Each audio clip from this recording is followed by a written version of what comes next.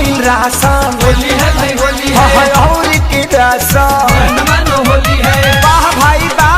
वाह खिलाड़ी वाह होली में हमरो त करत मन आ बैठी के सुनी ऐसी लागी लगो बोलो होई रे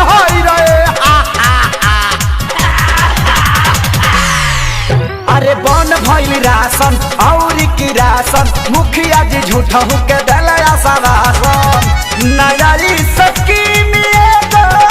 चलता ललोता से नयारी स्कीम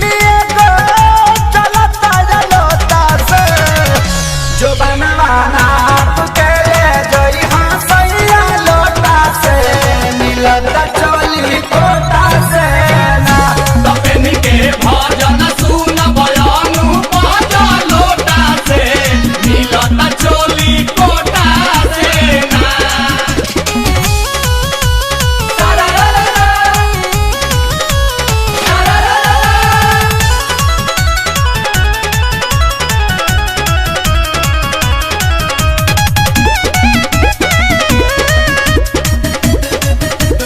होली है चढ़ते होली चरक के चोली छोट हो गई खोली सैया बढ़लवा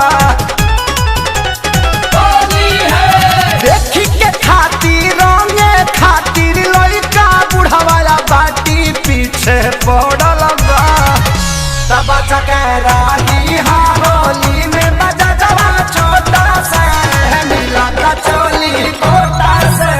ना। तपेनी के भजन सुन बयानु बाजा लोटा से मिलता चोली कोटा से ना